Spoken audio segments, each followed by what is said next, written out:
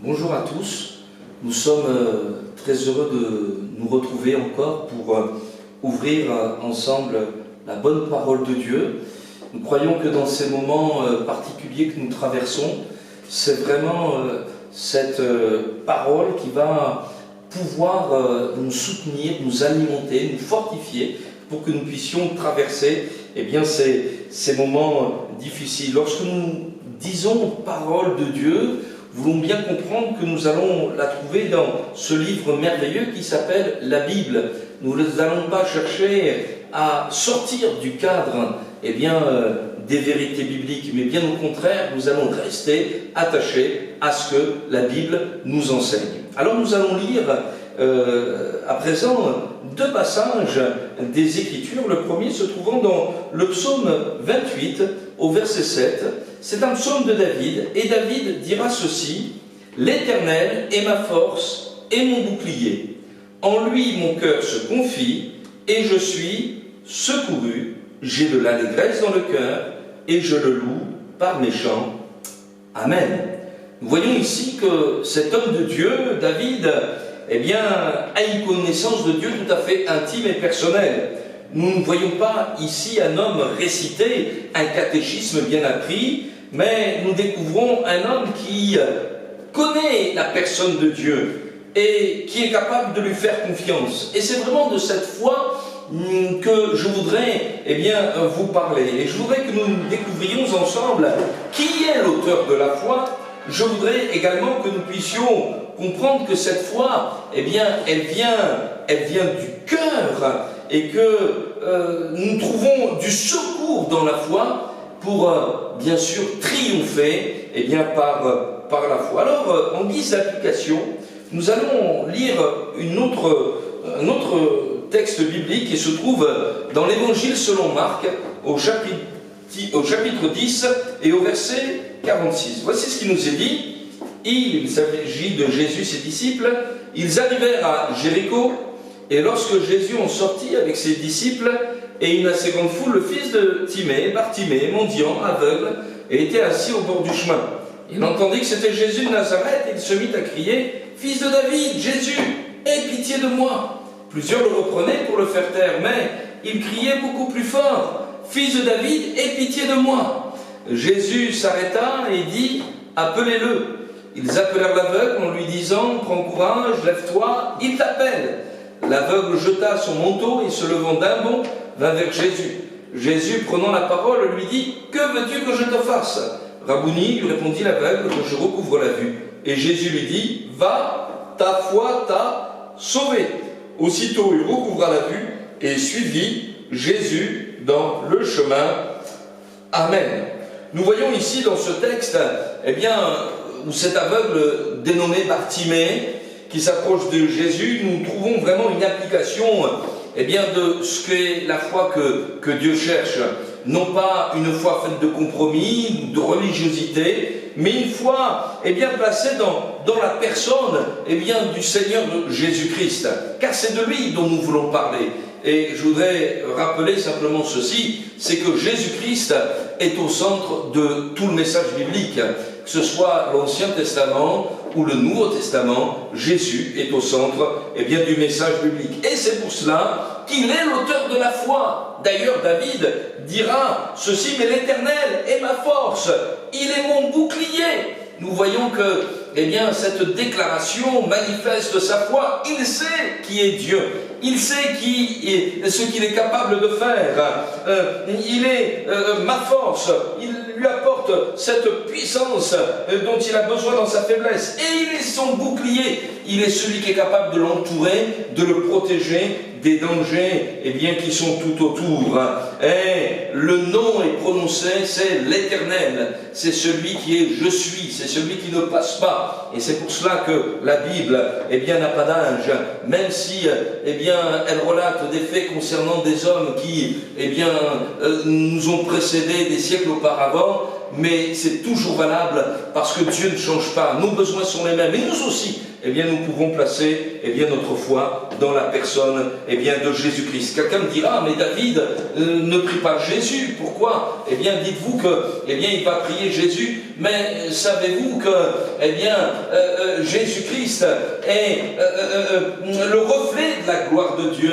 Il est Dieu fait homme, c'est ce que signifie, il est le Fils de Dieu, il est la révélation de la personne de Dieu. Personne d'autre que Dieu ne peut révéler ce que Dieu est, et Jésus est le Fils éternel de Dieu, Dieu étant le Père, le Fils et le Saint-Esprit. Nous croyons que la foi donc doit être précise. Nous devons savoir qui nous prions. Peut-être quelqu'un a-t-il l'habitude de prier, mais sa prière est vague, elle est mal définie, et dans le fond vous êtes déçu même de prier parce que, vous ne savez pas franchement qui il faut prier. Mais dans ce texte, nous voyons tant pour David que pour Bartimée, ils savaient qui ils invoquaient. La foi, vient de ce qu'on entend, nous dit la Bible, et ce qu'on entend vient de la parole, de Dieu. Nous avons besoin, d'une foi qui naît d'une rencontre de l'homme avec Dieu, qui naît d'une révélation de Jésus-Christ, qui naît de l'action du Saint-Esprit, afin que cette foi-là, soit vivante. Permettez-moi de vous poser cette question. Est-ce que vous avez cette foi? Est-ce que cette foi, vous concerne? En ce qui concerne tant David que Bartimée, nous voyons que cette foi, elle vient du cœur. En lui, mon cœur se confie. Dira David, nous ne voyons pas un homme religieux, nous ne voyons pas un homme qui déclare des formules vite dises ou une prière apprise par cœur. Nous voyons au contraire une foi qui vient du plus profond de son être, du plus profond de son âme. Et quand Bartimée crie « Jésus, fils de David, aie pitié de moi », nous voyons que cet homme, il invoque le Seigneur pour que celui-ci vienne à son secours. Il y a une connaissance de Dieu, et je reviens là-dessus. S'il n'y a pas de connaissance réellement de Dieu, de la personne de Jésus-Christ, il ne peut pas y avoir une foi véritable dans le cœur. Mais lorsque tu as compris que Dieu t'aime, qu'il a donné son Fils, Jésus, tu peux dire ceci, mais aie pitié de moi, viens à mon aide, viens à mon secours. Et peut-être quelqu'un a-t-il besoin, dans ces moments troublés que nous traversons, de parler à Dieu de cette façon-là, de tout son cœur, et de lui dire, Seigneur, je crois que tu peux venir à mon aide. Vous développez ainsi une foi, qui est personnelle. Elle exprime vos besoins personnels. Elle exprime non pas une connaissance religieuse, mais une connaissance du Dieu vivant et vrai, qui vous aime et qui est capable de venir à votre secours. Avez-vous cette foi-là? Laissez-vous cette foi entrer, pénétrer votre cœur? Ou au contraire, votre cœur est-il fermé? Est-il verrouillé? C'est vrai que le monde actuel, ne nous incite pas à ouvrir notre cœur. Vous avez peut-être lu et retenu avec moi, dans l'évangile selon Marc, au chapitre 10, ce que nous avons vu, où tandis que Bartimée était en train de crier vers Jésus-Christ, on a tenté de le faire taire. N'est-ce pas ce que beaucoup rencontrent actuellement lorsqu'ils essaient de prier ou faire part de leur foi? On veut les faire taire. Silence, tais-toi, ne nous parle pas de ça, ce n'est plus actuel. Et c'est vrai que notre monde nous invite à nous fermer aux choses de Dieu. Et pourtant, le salut viendra tant pour David que pour Bartimée de ce Dieu d'amour. Et si ce Dieu d'amour a été capable de bénir ces deux hommes, il est capable de vous bénir également, parce que Dieu ne fait exception de personne. Et c'est cela, la bonne nouvelle de l'Évangile. Nous lisons dans ce psaume 27, ceci: en lui mon cœur se confie, et je suis secouru. J'ai de l'allégresse dans le cœur. Premièrement, connaître Dieu. Deuxièmement, la foi naît dans le cœur. Et troisièmement, on expérimente son secours. Et notez la logique de tout cela. C'est lorsqu'on crie vers Dieu, c'est lorsqu'on l'appelle à son secours, que Dieu répond. Certains se posent la question, s'il y avait un Dieu, il ne nous arriverait pas ceci, il ne nous arriverait pas cela. Mais avez-vous crié vers Dieu? Vous êtes-vous tourné vers le Seigneur? Nous assistons à un monde, qui a mis Dieu de côté, hors de sa sphère, hors de son orbite, qui a géré le monde et la société sans se soucier de la volonté de Dieu. Et nous voyons les conséquences qui sont là. Cependant, nous pouvons changer et nous pouvons dire: Seigneur, viens à mon secours. Bartimée croit dans ce secours. Et lorsque Jésus-Christ l'appelle, il va se lever. Et peut-être quelqu'un a-t-il besoin de se lever. Il est ta force, il est ton bouclier. Il te permet d'aller de l'avant. Il te permet d'aller au-devant des difficultés. D'ailleurs, Jésus dira: si vous aviez de la foi comme un grain s'élevé, vous diriez à cette montagne: ôte-toi de là, jette-toi dans la mer, et cela se ferait. Rien ne vous serait impossible.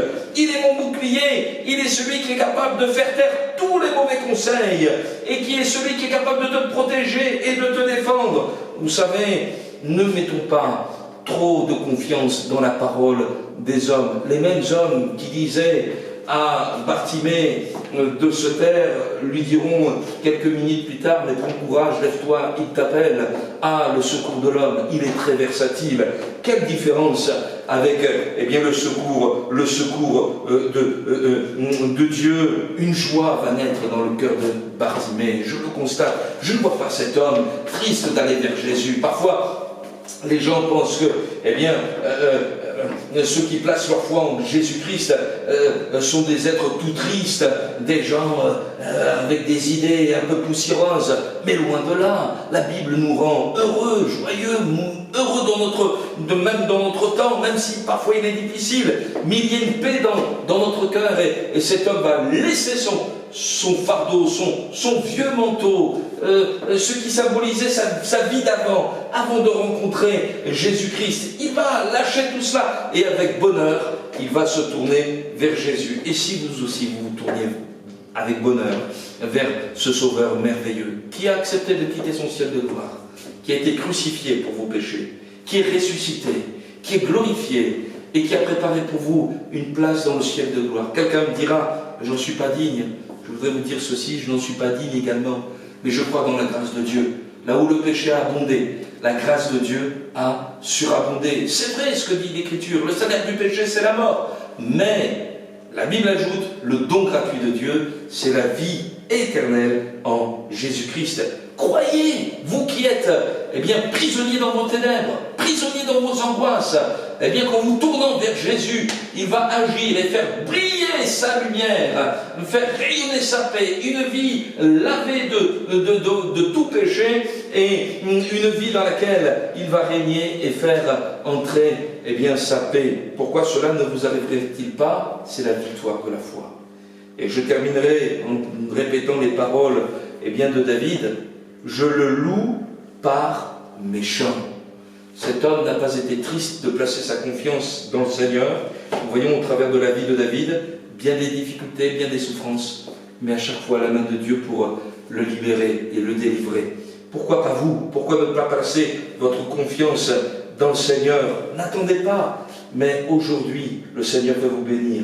Et de la même manière que l'aveugle Bartimée a recouvré la vue, qu'il s'est mis à revoir ces couleurs, ce ciel et toutes ces odeurs, toutes ces formes, ce paysage autour de lui, de la même manière, il est capable de faire entrer une grande lumière dans votre vie. Acceptez-le, croyez en lui, faites une expérience avec lui, demandez-lui de vous pardonner, peut-être même de mettre la paix dans votre cœur, peut-être même de vous guérir.